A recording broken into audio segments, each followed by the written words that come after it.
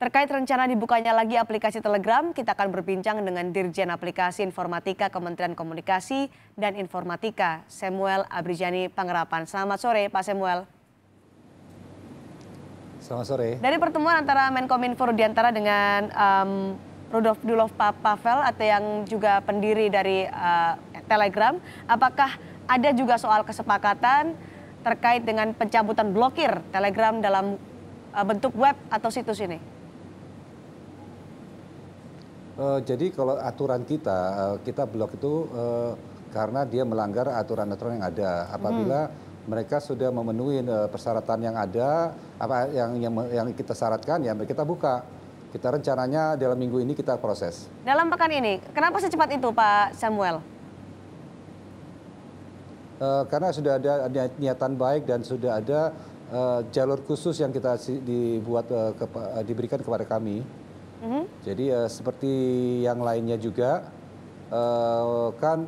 seperti Facebook kita juga punya jalur khusus, dengan Twitter juga punya jalur khusus. Itu yang diharapkan apabila ada konten-konten yang harus diselesaikan atau dibersihkan di platform-platform itu, diharapkan pemilik platform itu yang melakukan.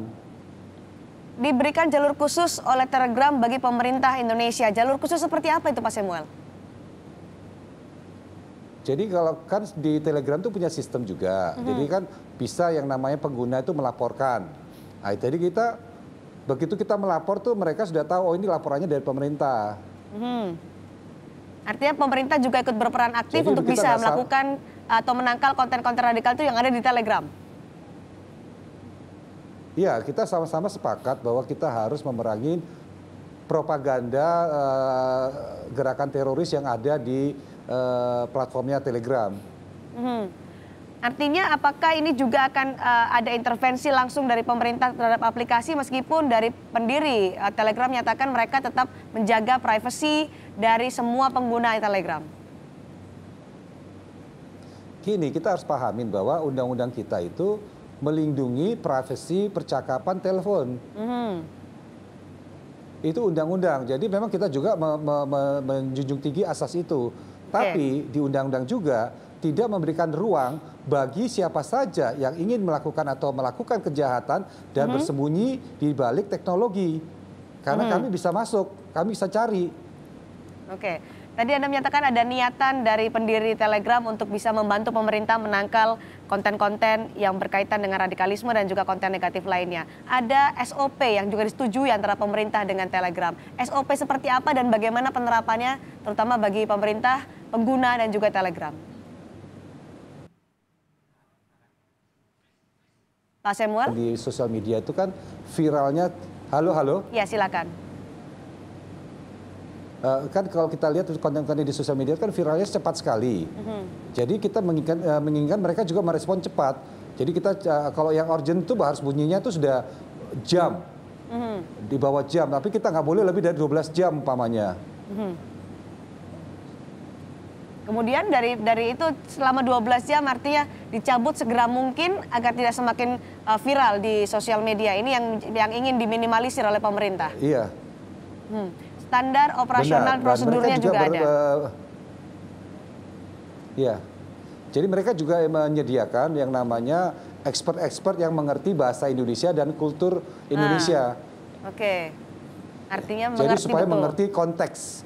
Betul. Mengerti betul apa yang dihindari oleh pemerintah dan apa yang menjadi batasan-batasan terkait dengan konten-konten. Ada 11 DNS di Telegram yang diblokir oleh pemerintah. Apakah selama Anda katakan tadi pekan ini akan dibuka, akan dicabut, apakah semua bertahap atau sekaligus akan dibuka oleh pemerintah? Oh, kita langsung buka. Jadi gini, kan kita harus tahu layanan Telegram ini kan bisa diakses lewat aplikasi dan juga lewat web base. Nah, yang ini kita akan buka karena memang sudah ada kesepahaman cara-cara menangkal propaganda teroris yang ada di Telegram. Dalam satu pekan terakhir artinya akan dilakukan secara bertahap untuk membuka atau memblokir, maksud kami membuka atau mencabut pemblokiran Telegram. Ini juga sudah didukung oleh pendiri atau CEO Telegram kah? Karena pasti butuh waktu untuk bisa melakukan koordinasi dengan pemerintah. Terutama tidak ada kantor Telegram di Indonesia. Ya, memang kan kalau kita lihat memang Telegram ini kan beda dengan penyedia platform yang lainnya. Mereka kan masih bersifat nirlaba. Oke. Jadi emang kita begitu nanti mereka merubah yang namanya bisnis konsepnya mereka, dan mereka sendiri juga berkomitmen kalau mereka merubah bisnis konsepnya mereka akan ada di Indonesia. Oke, jadi untuk sementara ini pemerintah tidak meminta Telegram untuk membuka kantor cabang di Indonesia agar untuk mengawasi atau pengawasannya akan lebih mudah. Karena alasan mereka masih nirlaba, demikian Pak Samuel. Ya nanti mereka akan kaji berapa sih biayanya, kan kita tadi tergantung biaya ini kan itu. Jadi kita harapkan mereka juga akan ada di sini. Ya.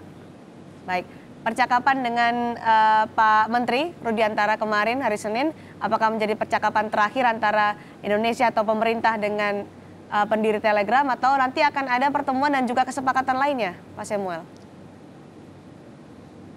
Begini, kami itu menjalin hubungan baik dengan semua platform karena sistem pengamanan kita itu sistemnya itu kerjasama. Kita bukan ingin mengambil alih kerjaan mereka ataupun wilayah mereka, tapi mereka tuh harus patuh juga dengan aturan-aturan yang ada. Itu yang ingin kita bangun. Baik, kerjasama akan terus dibina untuk menangani isu terorisme dan konten radikal yang berkembang melalui aplikasi dan sosial media. Terima kasih Pak Samuel telah bergabung di Kompas Petang.